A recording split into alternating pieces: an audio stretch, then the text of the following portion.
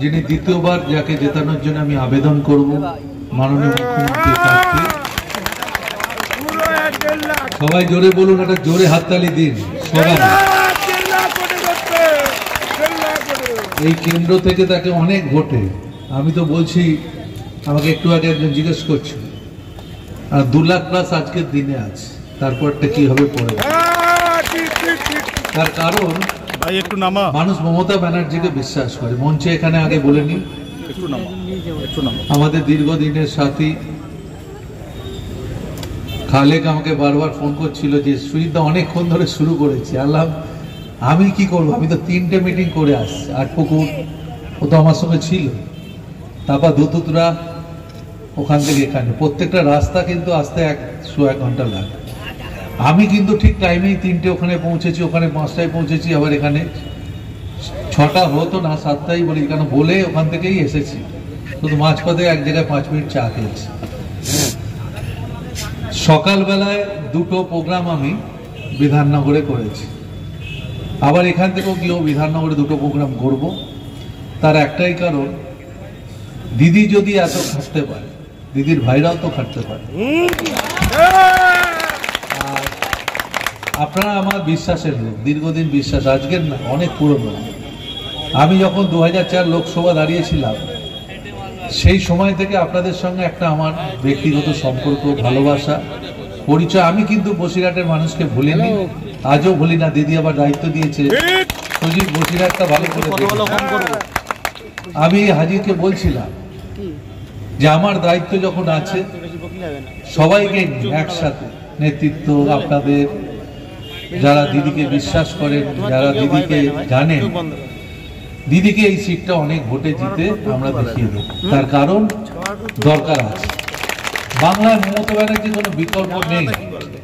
তার কারণ আমি মনে করি মমতা ব্যানার্জি একমাত্র নেত্রী যিনি মানুষের কথা বলে, সাধারণ মানুষের কথা বলে, গরিবের কথা বলে, মধ্যবিত্তর কথা বলে।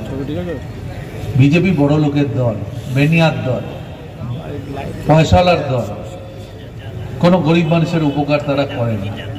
আমি মঞ্চে যারা যারা আছে তাদের নাম একটু বলে নিই, তারপর আমি বক্তব্যে আসবো। প্রথমেই বলে রাখি, বলছি যে আমাদের প্রার্থীকে এখানে জেতানো দরকার। কারণ ভারতবর্ষে আজকে খুব একটা খারাপ সময়ের মধ্যে দিয়ে চলছে। আমি বলি যে এটা কোনোদিন ভারতবর্ষের স্বাধীনতার পরে ছিল না, যে কোনো দল এটা বলেনি কোনোদিন যে ভারতবর্ষে গণতন্ত্র আজকে থাকবে কিনা, ভারতবর্ষের এই যে ভোটাধিকার মানুষ দিতে পারবে কিনা, এইটা নিয়ে মানুষের কাছে একটা কোশ্চেন এসছে। বিজেপি এত তারা হুঙ্কার দিচ্ছে, তারা বলছে যে আপকে বার 400 পার। আমি বলি আপকে বার পাগার পার।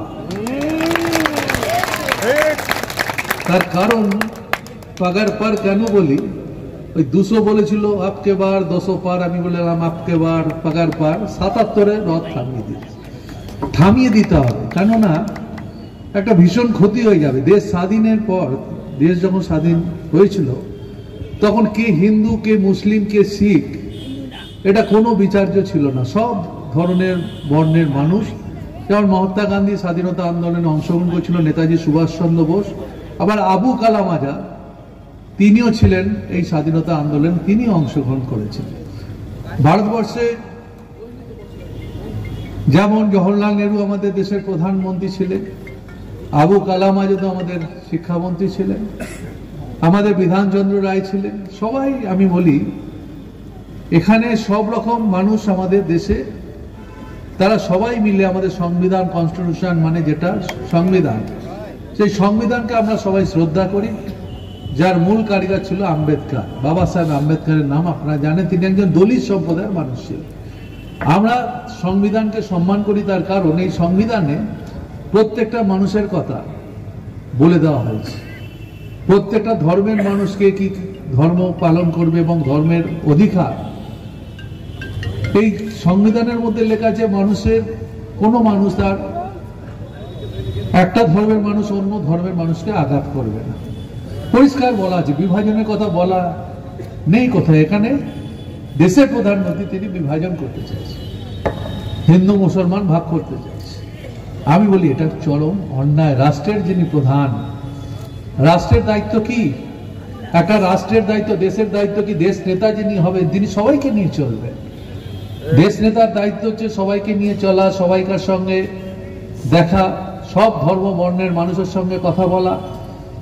তিনি যে সমস্ত বক্তব্য রাখছেন সেটা দেশের পক্ষে ভালো না, এটাই আমাদের আপত্তি।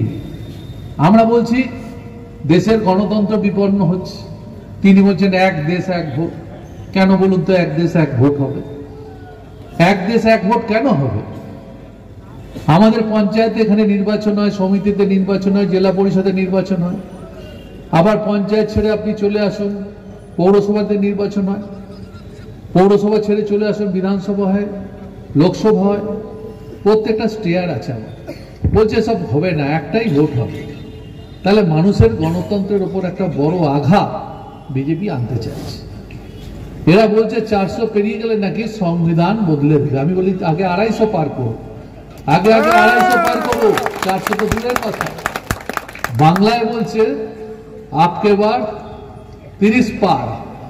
আমি বললাম পাগার পার 30 পার হবে না, 35 থেকে এখন 30 এসছে, ওটাকে 10-15 নামিয়ে দিতে হবে, 10 থেকে 15 নামিয়ে দিতে হবে।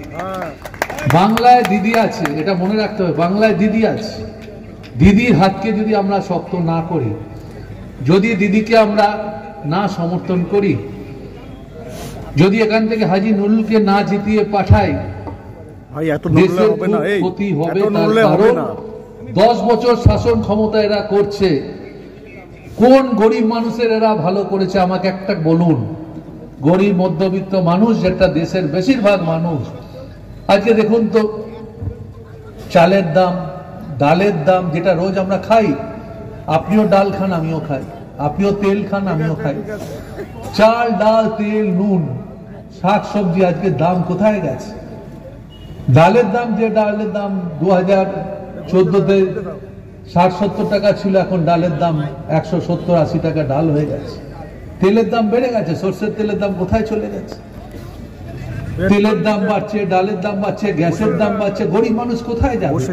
আর আমি বড় বড় বক্তৃতা করে টিভিতে বসে যান মমতা ব্যানার্জিকে গালাগালি করছি। আমি বলি দেশ আপনি চালাচ্ছেন, আপনি গরিব মানুষের কাজ করেননি, সেই জন্য আপনি এত প্রোপাগান্ডা করছেন। আর বারবার বলছেন ধর্ম ধর্ম ধর্ম ধর্ম সবাই মানে। আমি যেমন আমার ধর্ম পালন করি, আমি হিন্দু ধর্মের লোক, ও তেমন মুসলিম সম্প্রদায়ের মানুষ ওর ধর্ম পালন করে, এটা মধ্যে কোনো অন্যায় নেই। কিন্তু কখনো এক ধর্মের মানুষ অন্য ধর্মকে আঘাত করা, এটা কোথাও বলার নেই, কিন্তু এখানে তা হচ্ছে।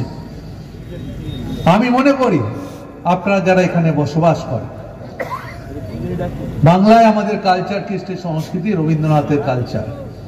রবীন্দ্রনাথ ঠাকুরকে আমরা সম্মান করি, শ্রদ্ধা করি, বিশ্বকবি রবীন্দ্রনাথ ঠাকুর, আবার কাজী নজরুল ইসলামকেও 25 তারিখ জন্মদিন আছে তার, সেদিনও আমরা নজরুল ইসলামের গলায় মালা পরাই, তাকে সম্মান করি। তার কারণ বাংলা কালচার, কৃষ্টি সংস্কৃতির মধ্যে যেমন রবীন্দ্রনাথ ঠাকুর বিরাজ করে, তেমনি কাজী নজরুল ইসলাম তিনি আমাদের মধ্যে বিরাজ করেন।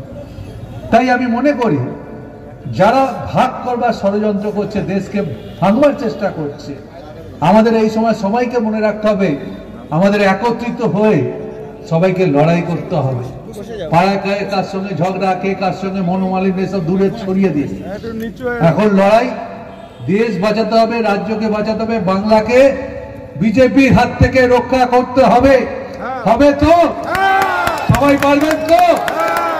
আজকে দিদি যদি লক্ষ্মী ভান্ডার দেয়, দিদির কমিটমেন্টের কথা বলছে। দিদি বলেছিল 2021 সালে নির্বাচনের আগে আমরা যদি ক্ষমতায় আসি লক্ষ্মী ভান্ডার দেবো, 500 টাকা দেবো, আবার বলেছিল শিডিউল কাস্ট শিডিউল ট্রাইবদের জন্য 1000 টাকা দেবো। আজকে 500 টাকা পরিবার, এখন প্রত্যেকটা পরিবারে যতজন মেম্বার আছে 25 থেকে 60 বছর অব্দি প্রত্যেকে লক্ষ্মী ভান্ডার পাচ্ছে, আবার ওটাকে বাড়িয়ে দিল এই ক্যাবিনেট। ও তো আমাদের বিধায়ক আছে, বাজেট মিটিংয়ে দিদি যখন বাজেট পড়ছিল, দিদি তখন চন্দ্রিমাদি বাজেট পড়ছিল, আর চন্দ্রিমাদির সিটটা আমার পিছনেই। তা আমি খুব খুশি হলাম সেদিন যে দিদি 500-কে 1000 করে দিয়েছে, 1000-কে 1200 করে দিয়েছে। এখানে অনেক মহিলারা প্রণাম আপনাদের। আপনারা খুশি তো? আপনারা দিদিকে সমর্থন করেন তো? দিদি আপনাদের সম্মানিত করেছে। ওরা নারী শক্তির কথা বলে। আমি বলি নারী শক্তি হচ্ছে সব থেকে বড় শক্তি। দিদি মহিলাদের পছন্দ করে, মহিলাদের সম্মান দিয়েছেন তিনি, ভারতবর্ষের মহিলাদের তিনি, এই বাংলার মহিলাদের তিনি সমর্থন করছে। শুধু তাই না, এরা বারবার সন্দেশখালী সন্দেশখালী বলতে থাকে। আরে সন্দেশখালীর ম্যাপই ওরা জানে না। সন্দেশখালীতে কটা অঞ্চল আছে, সব বাইরে থেকে এসে বলছে সন্দেশখালী সন্দেশখালী, সব সন্দেশখালী ফুট হয়ে যাবে। আর কদিন বাদে দেখুন গ্যাস বেলুন ফুট হয়ে যাবে। যখন খুব ঝামেলা ছিল তখন তো আমি, পার্থ, ধরুন আমরা মানুষের কাছে শুনেছি, শোনেন, কেউ যদি কিছু খারাপ করবে তার জন্য সরকার আছে, পার্টি আছে, দেখছে সেটা। কিন্তু এমন একটা ঘটনা করছে, যেমন সারা দেশে সন্দেশখালী একটা ঘটনা হচ্ছে। আরে ভাই, মণিপুরের কথা বলো তোমরা। মণিপুর 1 বছর ধরে মণিপুরে নারীরা অত্যাচার হচ্ছে। তোমার প্রধানমন্ত্রী কতবার গেছেন, প্রধানমন্ত্রী দেশের কতবার গেছে, একবারও জানেন মণিপুর তিনি জাননি। আজকে হাতরাসে যখন দলিত একটা বাচ্চা মেয়ের উপর অত্যাচার, যখন থেকে জ্বালিয়ে পুড়িয়ে দেওয়া হয়, রেপ করে, তার বাড়ির লোকরা যখন এফআইআর করতে যায়, তাদের এফআইআর আপনারা নেন না। যখন আপনাদের সাংসদ ব্রিজভূষণ সিং, কুস্তি ফেডারেশনের সভাপতি, যখন এই সাক্ষী মালিক দেশের যে সোনা নিয়ে আসেন দেশের জন্য, যারা গর্বের বস্তু, যারা গর্বের ব্যক্তি, সেই যারা তখন দেশের জন্য সোনা নিয়ে আসে, তারা যখন প্রধানমন্ত্রী থেকে আঙুল তুলে বলে আপনার সাংসদ ব্রিজভূষণ সিং আমাদের উপর শ্লীলতাহানি করেছে, তখন তাদের আপনার নজরে আপনাদের পড়ে না। আপনারা বলেছেন সন্দেশখালী, নিশ্চয়ই সন্দেশখালীতে যদি কিছু হয় সেটা দেখা যাবে। কিন্তু পাশাপাশি যিনি বিজেপির ক্যান্ডিডেট এখন হয়েছেন, তার ভার্সনটা, তাকে তো কেউ ভয় দেখায়নি। তিনি বলছেন রাষ্ট্রপতির কাছে, কারা কাছে আমি তো জানা নেই, আমরা তো অত্যাচারিত ছিলাম, কাদের নিয়ে গেছে, তার মানে বুঝুন সব সাজিয়ে গুজিয়ে এদিক ওদিক নিয়ে যাচ্ছে। আমি তাই বলি ভয় পেলে চলবে না। আমি জানি আমাদের যারা বসিরহাটে ভোট ফোট করে তাদের নাম ধরে ধরে বিরোধী নেতা অনেক কথা বলছে। আমি বলি লিটনের নাম বল। আরে লিটন একটা প্রধান শিক্ষক, শানুর, আরো 2-1 জনের নাম বলে, গাজী, আয়ুব। আমি বলি ভয় পাওয়ার কিছু কারণ নেই। তার কারণ আমি মনে করি এরা ভয় দেখাবে। এরা যখন দেখবে পারবে না, ভয় দেখাবে, এজেন্সিকে লাগাবে পেছনে। ভয় কেন পাবেন? ভয় পাবেন না। বাংলার মানুষ ভয় পায় না। বাংলার মানুষ লড়তে জানে। বাংলার মানুষ লড়াই করার ক্ষমতা বাংলার মানুষের আছে। বাংলা পথ দেখায়, দেশকে বাংলা পথ দেখায়।